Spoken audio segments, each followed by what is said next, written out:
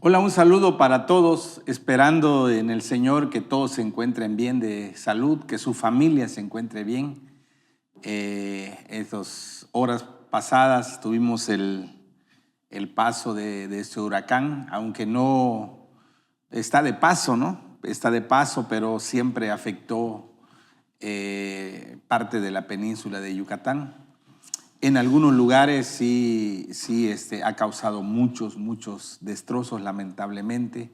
Mucha gente damnificada, mucha gente que sufrió pérdidas materiales, no solo en Yucatán, sino aún en Quintana Roo. Hay un llamado de auxilio de Isla Arena. No sé si ya vieron en el Facebook los videos que hay circulando de cómo está la situación en Isla Arena. Hay familias que fueron muy afectadas y que se requiere apoyo, se requiere ayuda de víveres, necesitan algo de ropa, de cobijas, cosas así, ¿no? Porque sí, lamentablemente hubo pérdidas muy cuantiosas, no solo ahí, en otros lugares, entiendo, ¿no? Pero sí podemos sumarnos para donar víveres y algún utensilio que sea útil. Recuerde que es una manera de expresar nuestro amor, nuestra solidaridad con aquellos que sufren. Así que es una invitación para sumarnos. Si no sabe dónde llevar víveres o ropa o algo así, agua, artículos de higiene personal, puede traerlo a la oficina de la iglesia y ahí nosotros lo llevamos al Más Vida, Más Familia, que ellos son los que han estado viajando, llevando ayuda para esas comunidades, ¿verdad? Entonces ahí queda la invitación para que la hagan extensa y esperamos que ustedes estén bien. Sé que aún nosotros tuvimos problemas con la energía eléctrica. Varios vecinos de ahí de nuestra cuadra están afectados. Desde anoche hasta el día de ahora, hasta este momento no hay luz. Y bueno, pues es parte de los efectos del huracán, pero esperemos que estén bien de salud, que la familia esté bien. Eso es lo principal. Y si sabe de alguien que esté pasando alguna situación difícil por este fenómeno meteorológico, brindarle nuestra ayuda, de nuestro amor de hermano, que se traduzca en apoyo para aquellos que están necesitados. Entonces, para el tema de esta semana, está en Mateo capítulo 4, del 18 al 22. San Mateo capítulo 4, del 18 al 22, dice así la palabra: Andando Jesús junto al mar de Galilea, vio a dos hermanos, Simón llamado Pedro y Andrés su hermano, que echaban la red en el mar, porque eran pescadores.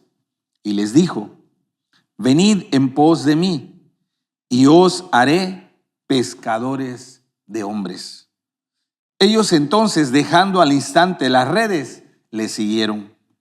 Y pasando de allí, vio a otros dos hermanos, Jacobo, hijo de Zebedeo, y Juan su hermano, en la barca con Zebedeo su padre, que remendaban sus redes, y los llamó. Y ellos, dejando al instante la barca y a su padre, le siguieron. El tema para hoy es transformados en pescadores de hombres. Transformados en pescadores de hombres. El tema de hoy es la continuación del pasaje que estudiamos la semana pasada, cuando Jesús inicia su ministerio en Galilea y empieza a predicar que hay que arrepentirse porque el reino de Dios ha llegado a los hombres. Entonces, cuando él inicia ese ministerio, él andaba caminando, dice la Biblia, junto al mar de Galilea. Obviamente andaba predicando, andaba llamando a los hombres al arrepentimiento. Y se encuentra en ese camino en la orilla del mar de Galilea, se encuentra a 4 pescadores y los invita a unirse con él para llevar luz donde hay oscuridad, para llevar esperanza donde hay fatalidad, para llevar salud donde hay enfermedad y para llevar salvación allí donde hay perdición. La semana pasada hablamos sobre qué significaba que la región de Galilea era una ciudad asentada en valle de sombra de muerte, que había oscuridad. Eso ya lo explicamos. Pero Jesús llama a estos 4 pescadores a unirse a la tarea, a unirse a la misión que Él vino a cumplir en esta tierra. Y entonces la pregunta que hoy queremos contestar es: ¿cómo llegamos a convertirnos en pescadores de hombres? El llamado que Jesús le hace a estos 4 hombres es un llamado específico que Él quería que le siguieran para que llegaran a ser pescadores de hombres. Y por eso la pregunta es: ¿cómo es que llegamos a convertirnos en pescadores de hombres? Y el tema es: transformados en pescadores del hombre. Dios quiere que tú y yo nos transformemos en pescadores de hombres. Y lo primero que quiero destacar está en los versículos 18 y 19. Dice así: andando Jesús junto al mar de Galilea, vio a 2 hermanos, a Simón llamado Pedro y a Andrés su hermano, que echaban la red en el mar, porque eran pescadores. Y les dijo: venid en pos de mí, y os haré pescadores de hombres. Entonces, ¿cómo es que llegamos a convertirnos en pescadores de hombre? Y primero, llegamos a ser pescadores de hombre cuando decidimos ser discípulos de Jesús. ¿Sí? ¿Cómo una persona se convierte en pescador de hombres? Cuando esa persona decide aceptar la invitación que Jesús le hace de ser su discípulo, de ser un discípulo de Cristo. Ahora, Pedro y Andrés, y es probable que también Jacobo y Juan, ya habían creído en Jesús como el Mesías Salvador.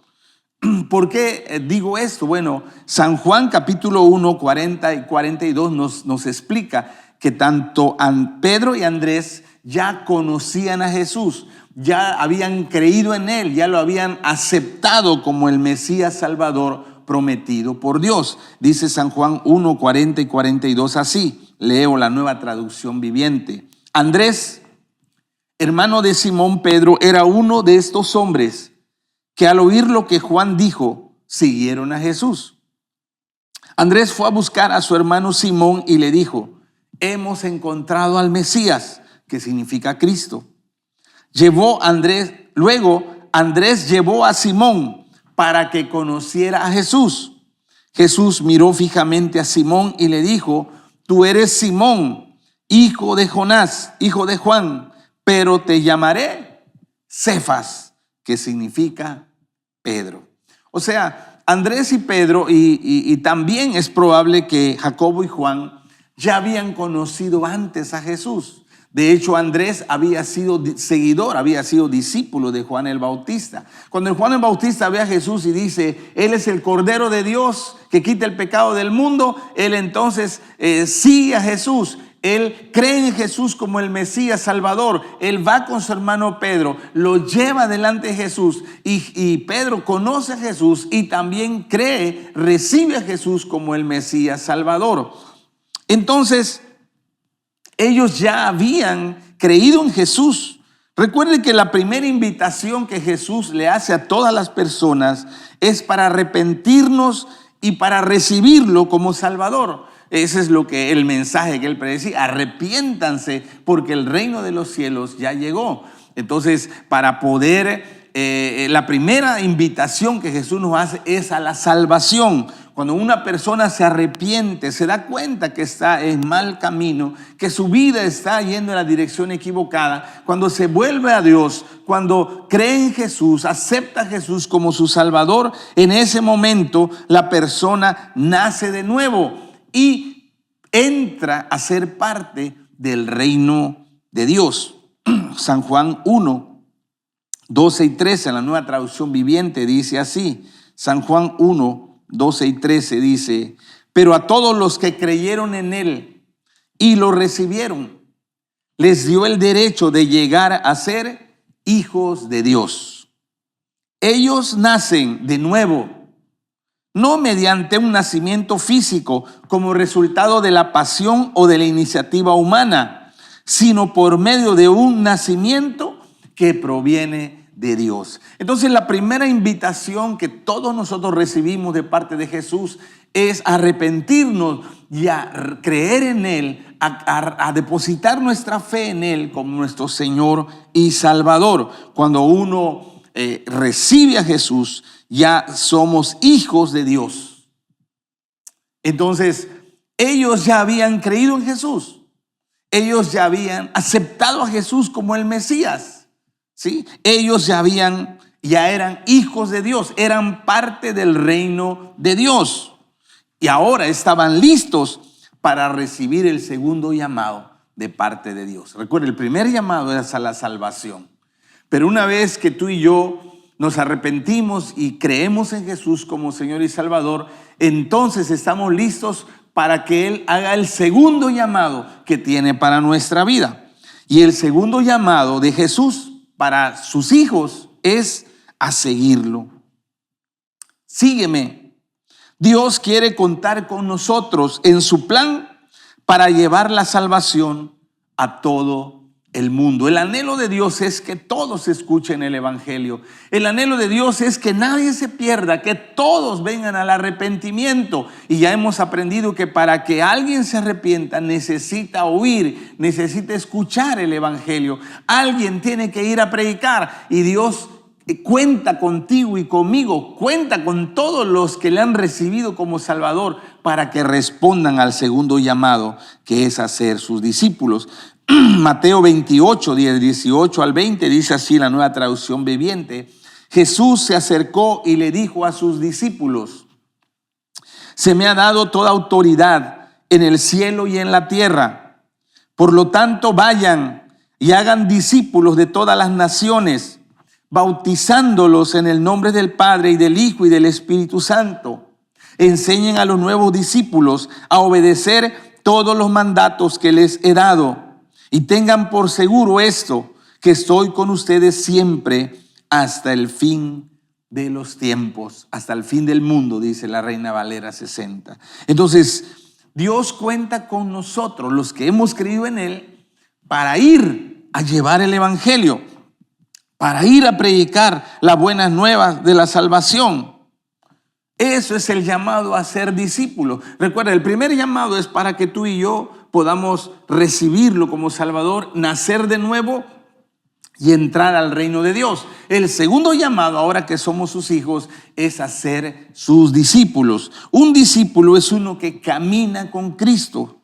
Un discípulo es aquel que aprende de Él y que le obedece fielmente día tras día. Miren cómo define lo que es un discípulo los apóstoles en Hechos capítulo 1, 21 y 22. Estaban reunidos ahí en el aposento alto, y recuerden que Judas, que había traicionado a Jesús, se ahorcó, murió. Entonces quedó un lugar vacante.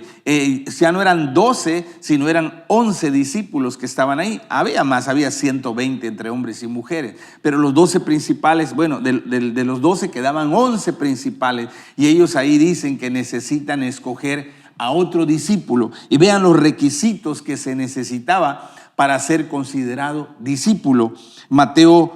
Hechos 1, 21 y 22, dice así, Nueva Traducción Viviente.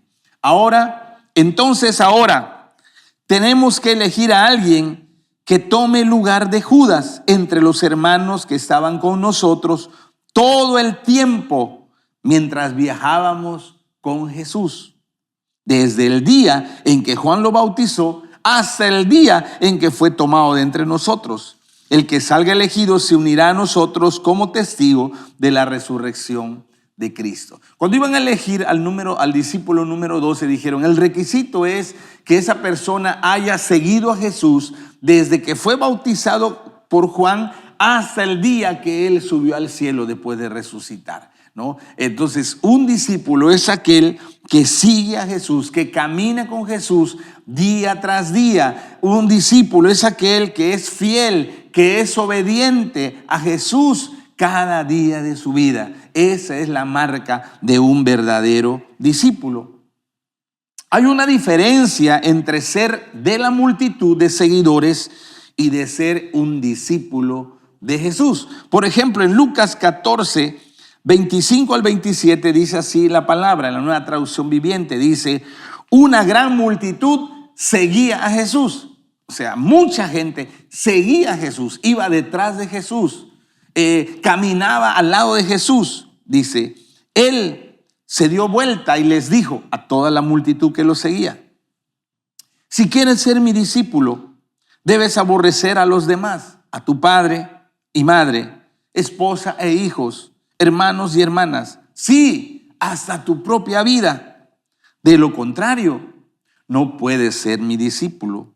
Además, si no cargas tu propia cruz y me sigues, no puedes ser mi discípulo. Fíjense, es interesante este pasaje. Dice que un gran número de personas seguían a Jesús, acompañaban a Jesús en su camino. Donde iba Jesús, iban ellos. Pero Jesús sabía que no todos esos multitud que lo seguía eran discípulos. Por eso él dice, no, mire, yo no estoy buscando una multitud que anda atrás de mí. Yo estoy buscando discípulos. Yo estoy llamando a ustedes a que no solo me sigan, sino que sean mis discípulos. Hay una multitud, hay una diferencia entre la multitud y los discípulos. Las multitudes siguen a Jesús esperando recibir algún beneficio de parte de él. ¿Por qué sigue la gente a Jesús? Porque espera recibir un beneficio, espera que los sane, espera que les dé un buen trabajo, espera que él restaure a su familia, espera que el Dios pueda bendecirlo en diferentes áreas. La gente sigue a Jesús porque necesita que sus necesidades sean suplidas por él. Ahora, eso no es malo, yo no estoy diciendo que eso sea malo. La gran mayoría de nosotros llegamos a Jesús porque teníamos necesidades. Nos acercamos a Jesús porque buscábamos solución en muchos lugares y no había, hasta que llegamos con Él y Él nos ayudó. Pero recuerde, una cosa es ser un seguidor porque esperas que Él te dé algo, a ser un discípulo. El discípulo se compromete a dar lo mejor de su vida al servicio de Dios. Vean la diferencia entre una multitud y un discípulo. Un seguidor de multitud quiere que él le dé algo para sí. El discípulo le da algo a Dios. Es diferente, ¿verdad? Uno espera recibir. El discípulo espera dar su vida, dar su tiempo. Entonces, ¿cómo nos transformamos en pescadores de hombres? Cuando decidimos o aceptamos la invitación de ser discípulos. Ya no queremos ser solo de la multitud. Ya no queremos seguir solo ser hijos de Dios. Ahora queremos dar un paso adelante y decir, yo quiero ser un discípulo. En ese momento empiezas a ser transformado en un pescador de hombres. Dice el versículo 20 al 22 de Mateo 4, dice, ellos entonces, ¿quiénes ellos? Andrés y Simón, dejando al instante las redes, le siguieron. Y pasando de allí, vio a otros dos hermanos, a Jacobo, el hijo de Zebedeo, y Juan, su hermano, en la barca con Zebedeo, su padre, que remendaban sus redes. Y los llamó, y ellos, dejando al instante la barca y a su padre, le siguieron. Entonces, si para ser transformado en un pescador de hombres, primero necesito responder al llamado de ser un discípulo.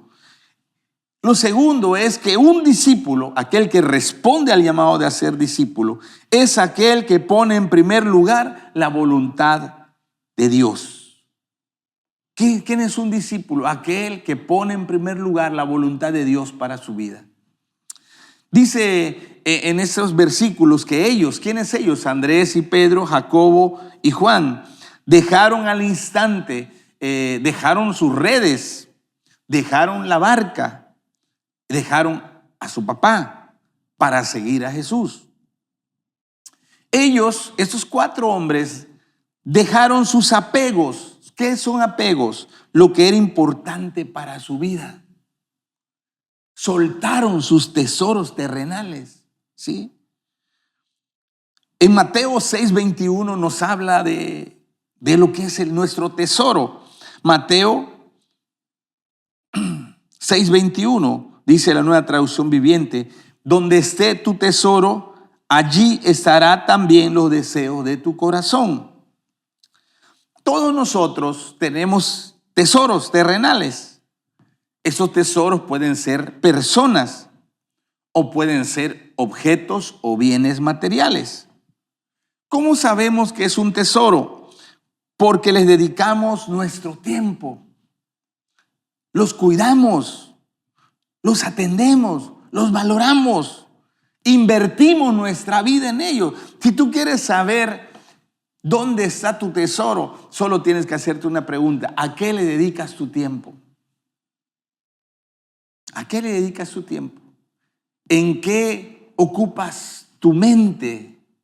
¿En qué enfocas tu mente? Si tuvieras 3 horas libres, desocupadas, ¿qué harías con esas 3 horas? ¿En quién o en qué invertirías esas 3 horas? ¿Qué cosas están en tu corazón que son importantes para ti? Todos tenemos tesoros materiales, sean personas o sean cosas. Cuando dice que dejaron sus redes y su barca, piense eso. Ellos eran pescadores por muchos años, no solo por muchos años, sino por generaciones. Normalmente un pescador era pescador porque su papá era pescador, porque su abuelo era pescador, y entonces ellos heredaban el oficio. El oficio se iba pasando de generación en generación, y ellos dejaron cosas valiosas, cosas que habían podido adquirir con mucho trabajo, con mucho esfuerzo. Por ejemplo, dice que dejaron la barca. Cuando piense en una barca, de lo que habla la Biblia, no piense en las lanchas o en las lanchas que conocemos ahora. No, así no eran las barcas de la época de Jesús. Cuando tuvimos la bendición de ir a Israel, dimos un tour por el mar de Galilea y nos llevaron a un museo. En ese museo, la atracción principal de ese museo, que está cerca del mar de Galilea, es una barca que data del primer siglo. No es la barca donde anduvo Jesús, no, pero era una barca, es una barca, los restos de una barca que vienen del siglo I. O sea que era una barca como las que existían en los tiempos de Jesús. Esa barca que está ahí no está intacta, ¿verdad? Estuvo mucho tiempo hundida. ¿Cómo encontraron esa barca? Hace ya un buen tiempo de años hubo una sequía muy grande en Israel y parte del mar de Galilea se empezó a secar. Y cuando se empezó a secar, encontraron enterrada esa embarcación y la excavaron, la sacaron con mucho cuidado, la preservaron y está en exposición. La barca mide poco más de 8 metros de largo. O sea, para que tengan una idea, 8 metros de largo. La barca tiene una anchura de 2,5 metros casi, y una altura o profundidad de 1,5 metros. Entonces, en esa barca cabían fácilmente 15 personas para trabajar, para laborar. Entonces, cuando ellos dejaron esa barca, ¿sabe cuánto valía esa barca? ¿Sabe con cuántos sacrificios? ¿Sabe con cuánta inversión de vida, de tiempo, de recursos para tener esa barca? No cualquiera podía tener esa barca. Era un bien sumamente valioso, sumamente importante.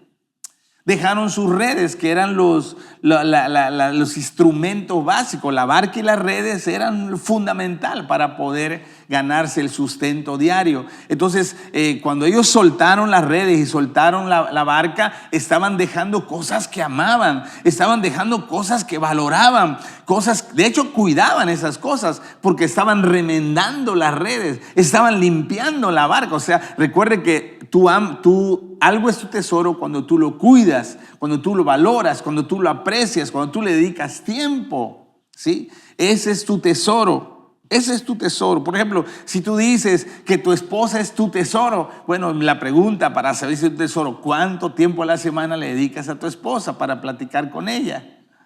¿De qué maneras cuidas a tu esposa? ¿Cómo le expresas el amor a tu esposa? Y así podemos hacer. Si tú dices, no, pues no, es que estoy ocupado, es que mi trabajo. Entonces tu esposa no es tu tesoro, tu trabajo es tu tesoro. Tu tesoro es donde tú inviertes tu tiempo, donde tu mente se ocupa, donde inviertes tus recursos, donde cuidas, donde atesoras, donde valoras, donde aprecias. Eso es tu tesoro. Ellos soltaron su tesoro. Además, soltaron a su padre. Bueno, creo que todos nosotros apreciamos, amamos, valoramos a nuestro papá terrenal. Lo que ellos soltaron fueron tesoros valiosos. Sí, eran tesoros grandes, ¿no? Yo me imagino cuando ellos le dijeron, papá, ya no vamos a poder seguir trabajando contigo, vamos a seguir a Jesús. Imagino tanto ellos como su padre estaban acostumbrados a trabajar juntos y ¿cómo iba a ser su papá ahora? Fue un momento triste, doloroso. No fue algo así como alegre, pero ellos soltaron esos tesoros terrenales. Por eso un discípulo es aquel que pone en primer lugar que lo más valioso para él es Jesús, hacer la voluntad de Jesús. La decisión de ellos de dejar sus tesoros terrenales por seguir a Jesús muestra que para un discípulo, un verdadero discípulo es aquel que sigue y obedece a Jesús como lo más valioso, como lo más importante de su vida. ¿Cómo reconocemos a un verdadero discípulo de Jesús? Aquel que tiene a Jesús por encima de lo demás. Mire lo que dice Pablo en Filipenses capítulo 3, del 7 al 9. En 9 la primera parte. Cuando dice 9a está hablando la primera parte del versículo 9. Pablo está hablando de su conversión. Y antes del pasaje que voy a leer, él da una lista de lo que él consideraba valioso, de lo que para él era importante. Lo pueden leer los versículos anteriores. Ahí van a ver cuáles eran los tesoros terrenales que tenía Pablo. Pero ¿qué sucedió cuando él decidió ser discípulo de Cristo? Dice Filipenses 3, 7 al 9, dice, antes creía que esas cosas, lo que él menciona antes, eran valiosas. Pero ahora considero que no tienen ningún valor debido a lo que Cristo ha hecho. Así es, todo lo demás. ¿Cuál es todo lo demás? Todas esas cosas que él menciona no valen nada cuando se le compara con el infinito valor de conocer a Cristo Jesús, mi Señor. Por amor a Él he desechado todo lo demás. Lo considero basura a fin de ganar a Cristo y llegar a ser uno con Él. Fíjese cómo cambiaron las prioridades en la mente de Pablo. Un verdadero discípulo es aquel que tiene un cambio de prioridades. Para Andrés, para Pedro, para Jacob, para Juan, su prioridad era que sus redes estuvieran bien, que no tuviera hoyos, que su barca estuviera limpia, que no le entrara agua. Todos los días cuidaban sus redes, todos los días limpiaban su barca. Su padre que estaba ahí con ellos, ese era su tesoro. Pero cuando ellos decidieron ser discípulos, entonces no es que dejaron de amar a su papá, no es que dejaron de amar su barca o sus redes, sino que ahora amaban más a Cristo, que ahora para ellos lo más importante era seguir a Jesús, cumplir la voluntad de Jesús, que participar en la misión que Jesús los estaba llamando. Eso no significa ser discípulo, no significa hacerlo literalmente como lo hicieron ellos. Un discípulo puede seguir en su trabajo, en el trabajo que tiene. Puede atender a su familia. Pero ahora la prioridad en su vida es seguir a Jesús y obedecer el llamado que ha recibido de extender el reino de Dios en esta tierra. O sea, no tienes que hacer como ellos, que ellos dejaron todo para seguir a Jesús, sino aquí es: sigo en mi trabajo, sigo allá con mi familia, pero ahora lo más importante, lo más valioso es cumplir el llamado que Cristo me ha dado de ir a extender su reino con aquellos que no lo conocen. En San Marcos 5, del 18 al 20, dice así: una historia para ilustrar esto. Jesús había librado de los demonios a un hombre, le llaman en la Biblia endemoniado gadareno. Ahí está la historia. Dice, Jesús lo libera de los demonios, él recupera su vida, él ahora es un hombre nuevo, gracias a Jesús, dice.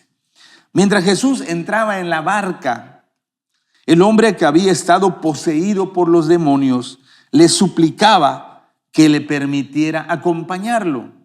Él dijo, Señor, yo quiero ir contigo. Él quería ser un discípulo. Señor, permíteme acompañarte. Yo quiero ir a donde tú vayas. Yo quiero estar contigo cada momento. Yo quiero caminar tus pasos. Yo quiero seguir tu ejemplo. Yo quiero ser un discípulo. Él estaba pidiéndole que le permitiera ser un discípulo. Quería irse con Jesús.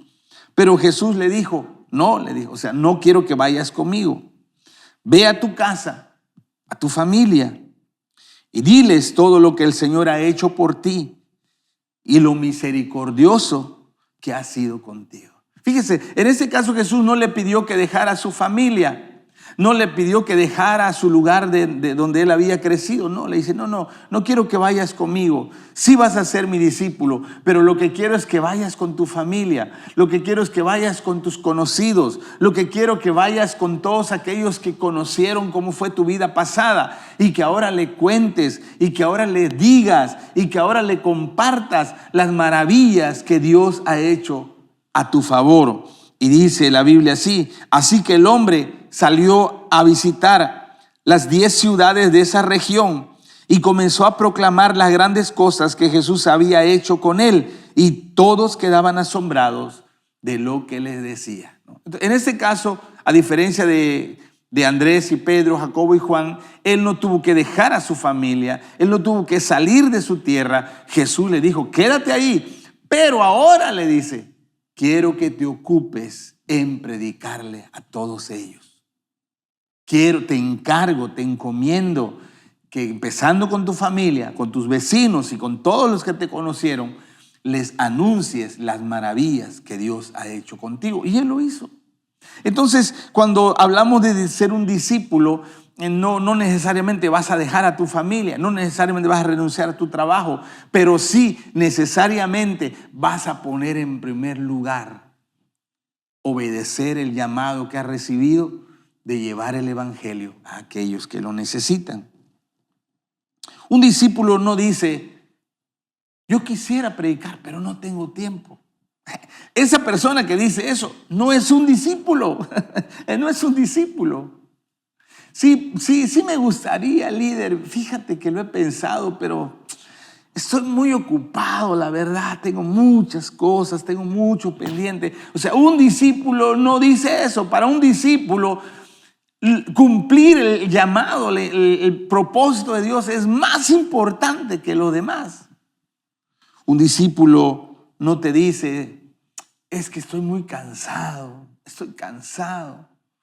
la verdad es, no tengo ánimo para hacerlo. Un verdadero discípulo siempre buscará cumplir con la tarea que ha recibido, y esa tarea es pescar hombres para Dios. Entonces, ¿cómo nos transformamos en pescadores de hombres? Primero, aceptando la invitación de ser discípulos. Y segundo, ahora que soy discípulo, para mí lo más importante es llevar el evangelio a aquellos que no lo conocen, porque esa es la tarea que me ha sido encomendada.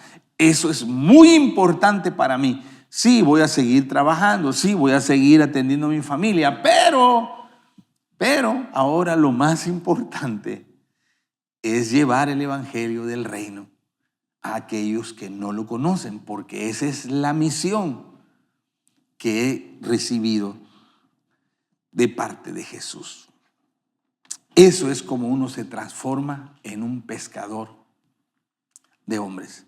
Lamentablemente, la mayoría de los creyentes solo aceptan la primera invitación de arrepentirse y de creer en Jesús para su salvación. y ya dice, ya soy salvo, Dios ya cambió mi vida, Dios ya me ayudó con mis problemas, Dios ya mejoró mi economía, Dios ya restauró mi familia, ya soy saludable. O sea, dice, he recibido muchas bendiciones. Pero entonces dice, sí, pero no tengo tiempo para ir a predicar. Sí, pero es que tengo que atender eso, tengo que hacer aquello. O sea, sí, ya soy salvo, ¿verdad? Ya he recibido las bendiciones, pero no quiero comprometerme porque hay otras cosas que son importantes para mí. Un hombre o una mujer que se transforma en pescador de hombres es aquel que dice, no, yo acepto la invitación de ser discípulo y pongo en primer lugar lo que Dios me ha encomendado. No voy a descuidar lo otro, pero para mí lo más importante es cumplir con la tarea de llevar el evangelio, porque eso es lo que mi Salvador espera que yo haga. Termino con 2 preguntas. ¿Qué te impide responder al llamado de seguir a Cristo y ser pescador de hombres? ¿Qué te impide? Es que me duele mucho mi pierna. Es un ejemplo. Es que la verdad no sé leer, no, me cuesta trabajo hablar. ¿Qué te impide responder al llamado de seguir a Cristo? No estoy hablando de que recibas a Cristo como Salvador. Espero que ya lo has hecho. Espero que ya seas hijo de Dios. Pero ¿qué te impide responder al llamado de ser un discípulo de Cristo? La segunda pregunta es, ¿estarás dispuesto a dejar en segundo lugar tus tesoros terrenales para ser un verdadero discípulo de Jesús? ¿Estarás dispuesto a soltar tus redes, a soltar la barca, a soltar a tu familia? Otra vez, no estoy diciendo que los vas a abandonar. Quiero decir que ahora vas a poner en primer lugar la tarea, el llamado, la misión que Dios te ha confiado.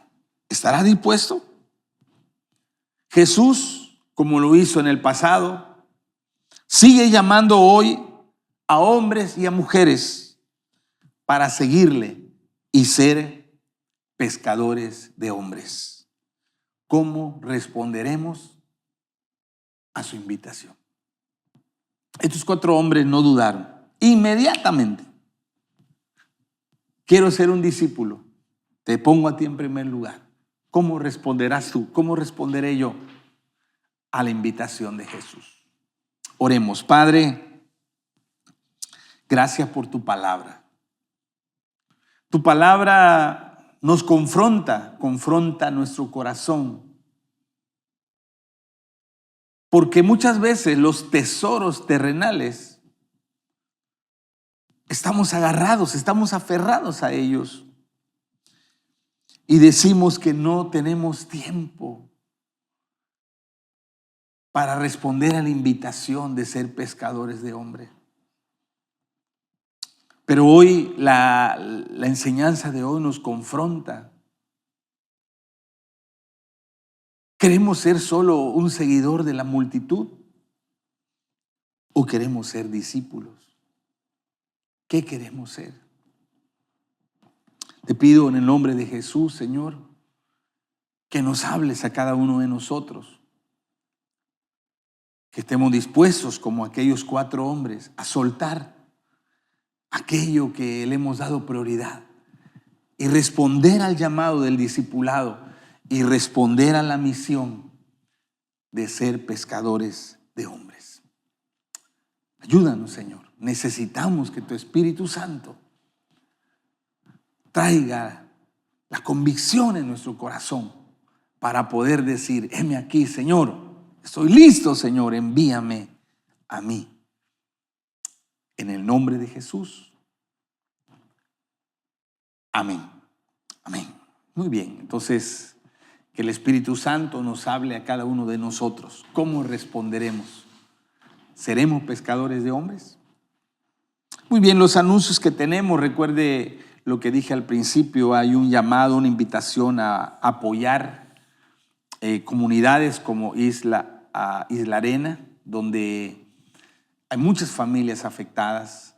y se está recogiendo ropa, víveres, agua embotellada, artículos de higiene personal para poder enviar.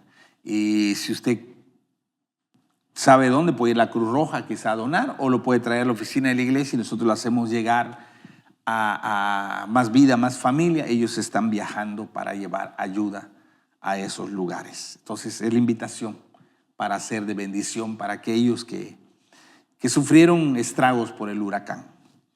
Muy bien, y recuerde que cada martes tenemos de 7 a 8, tenemos la capacitación para predicar la palabra. A causa del tiempo, ahora va a ser en línea, pero cada martes de 7 a 8 tenemos esa determinación de capacitarnos para ser pescadores de hombres, como discípulos verdaderos de Cristo. Muy bien. Y también a todos los papás que ya inscribieron a sus hijos para la presentación de niños. Hay varios niños y niñas que necesitan ser presentados. Ya tenemos la fecha, es el sábado 26 de octubre y el sábado 2 de noviembre.